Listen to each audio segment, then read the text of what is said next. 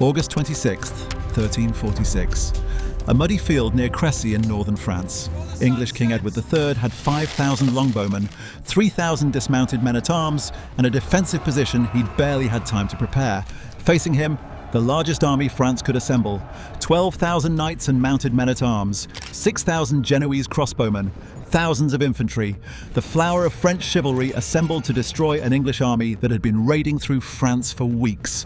By nightfall, the French army was shattered. Thousands of knights lay dead in the mud, killed by peasants with wooden bows who never got close enough to be touched.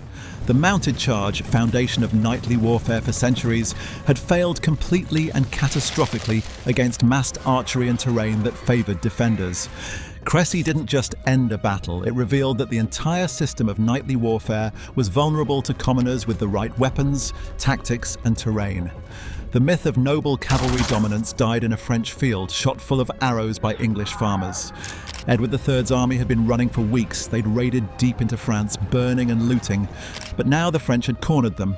The English were exhausted, low on supplies, and desperately looking for defensive ground. They found it near Crécy, a gentle slope with flanks protected by woods and villages. The position wasn't elaborate, but it had everything Edward needed: high ground, obstacles to slow cavalry, and clear fields of fire for his archers. Edward deployed carefully. Men-at-arms dismounted and formed solid formations on the slope. This was critical. English knights gave up their horses and fought on foot alongside common soldiers. The decision acknowledged that mounted charges against prepared defences were suicide. The dismounting was psychologically significant, English nobles accepting they'd fight as infantry, abandoning the mounted charge that defined their class. The longbowmen deployed on the flanks in wedge formations, 5,000 archers in triangular blocks that could concentrate fire forward or turn to hit flanks. Each archer carried 2 sheaves, 48 arrows. Some had more. The English were bringing 250,000 arrows to this fight. The wedge formation was sophisticated tactical innovation. The shape allowed archers in the middle to shoot high arcing volleys, while those on the edges shot flatter trajectories. The overlapping fields of fire meant any point in front received arrows from multiple angles. The longbow itself was a weapon of extraordinary power, made from yew wood, typically 6 feet tall, requiring 100 to 150 pounds of draw weight. English archers trained from childhood. Boys started with lighter bows and progressively built strength. By adulthood, experienced archers had skeletal deformities visible in their bones: enlarged left arms, twisted spines, deformed fingers from years of drawing heavy bows. The bodkin arrows were designed specifically to penetrate armour. The narrow steel points concentrated force into minimal surface area. The real killing power came from volume.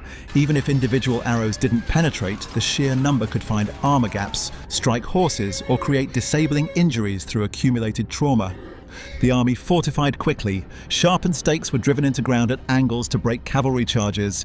Pits were dug to trip horses. The entire position was designed to kill the French before they arrived. King Philip VI of France arrived mid-afternoon with the largest army he'd ever assembled.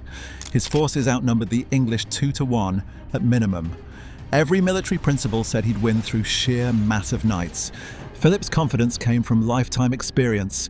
Cavalry charges had won French battles for generations. The assembled force included the most celebrated warriors in Europe. Nothing suggested this massive force could fail against an outnumbered, exhausted English army. But Philip made the fatal mistake of attacking immediately rather than waiting. His army was still arriving, strung out along roads. The Genoese crossbowmen were exhausted from marching. Philip let battle begin before he was ready, misunderstanding that the English defensive position was actually a killing ground.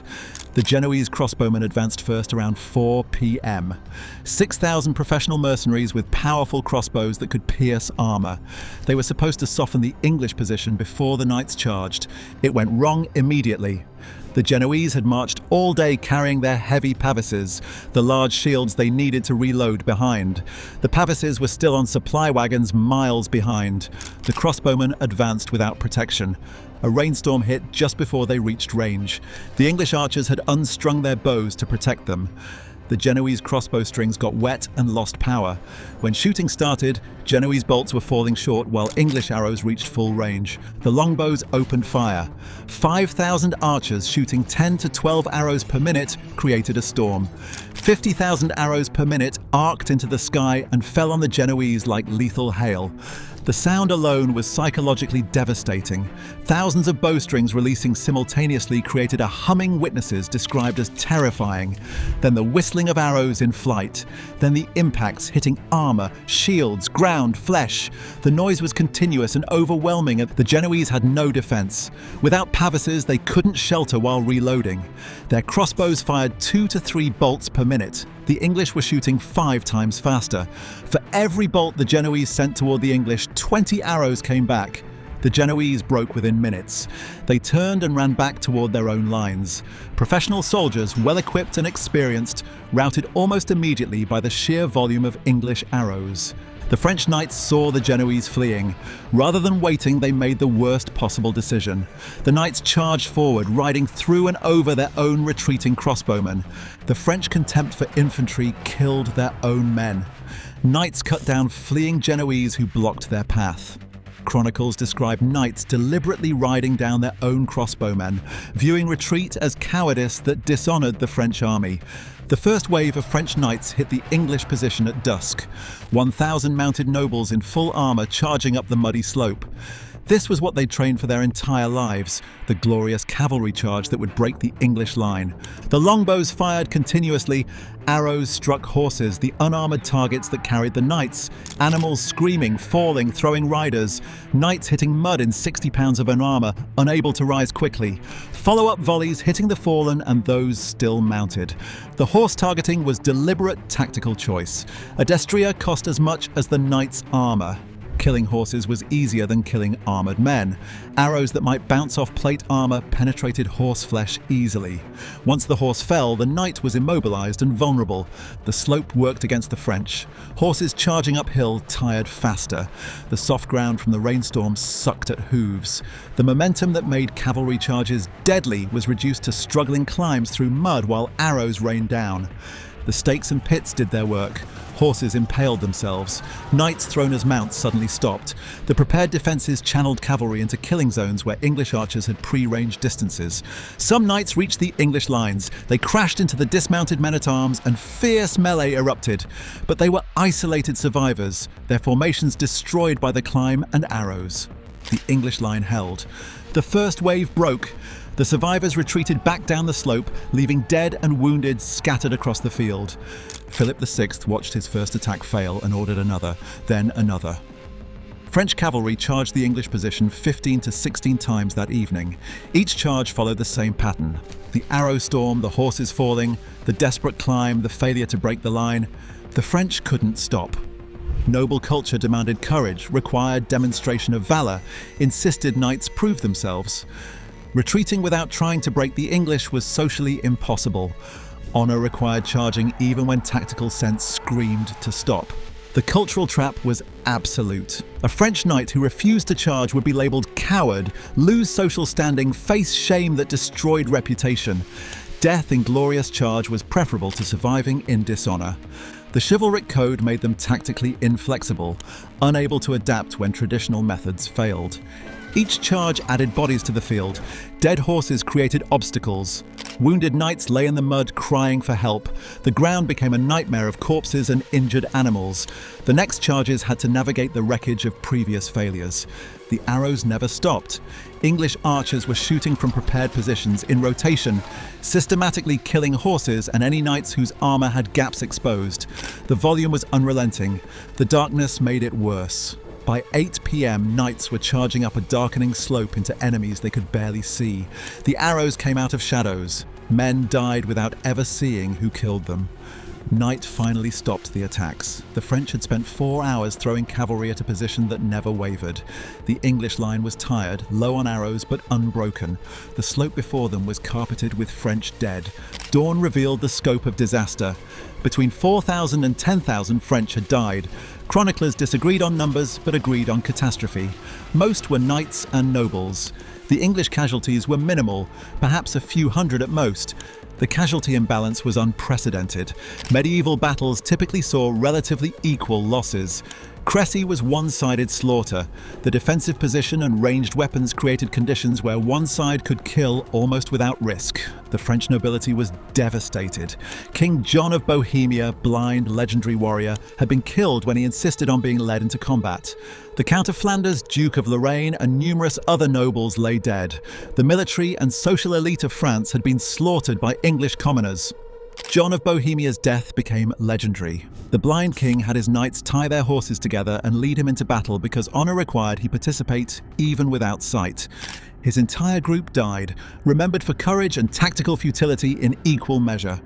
The longbow proved decisive. The weapon nobles had dismissed as peasant tool had destroyed the finest cavalry in Europe.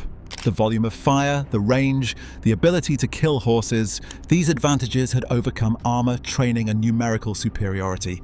The terrain mattered critically. The slope, mud, and prepared defenses had transformed the position into a killing ground. Edward's decision to fight defensively rather than meet French cavalry on open ground had saved his army. The psychological impact exceeded the tactical victory. French confidence in cavalry supremacy was shattered. The belief that noble knights in armor were invincible had died with thousands of warriors in the Crécy mud. French military thinking struggled to process Crécy. The traditional response to military defeat was to get more knights, better armor, stronger horses. The nobility couldn't accept that the fundamental system of knightly warfare was vulnerable to common infantry with effective weapons and good positioning. The lesson was repeated at Poitiers in 1356 and Agincourt in 1415. Each time French cavalry charged English archers in defensive positions. Each time the result was catastrophic French defeat. The pattern held for 70 years before French military thought finally adapted. The psychological resistance was about class as much as tactics.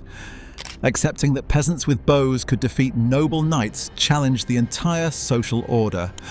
Military evolution required acknowledging that birth and armor didn't guarantee battlefield superiority.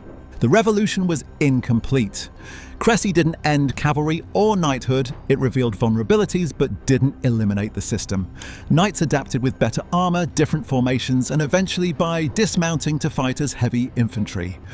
The true legacy was psychological. After Crécy, everyone knew that massed cavalry charges against prepared defenders with ranged weapons was suicide. The myth of invincible mounted knights was dead. Warfare had to account for ranged infantry killing cavalry before melee combat ever began. Crécy represents the moment medieval warfare's assumptions broke. A king with inferior numbers fighting defensively with commoner archers had destroyed the military elite of France. The battle proved that tactics, position, and weapon systems mattered more than noble birth and individual valor. The image of knight culture, the mounted charge, the individual prowess, the assumption of superiority, died in a muddy French field under an arrow storm shot by English farmers. The 5,000 archers at Crécy didn't just win a battle. They shattered the myth that centuries of tradition and elite training could overcome practical weapons properly deployed. The English army walked away from Crécy having proved something that changed European warfare. The age when noble cavalry dominated battlefields was ending. Not from firearms, not from gunpowder, from English longbowmen who could shoot 12 arrows per minute and turn cavalry charges into suicide runs through storms of wood and steel. Crécy wasn't just a battle, it was a funeral for the age of knights.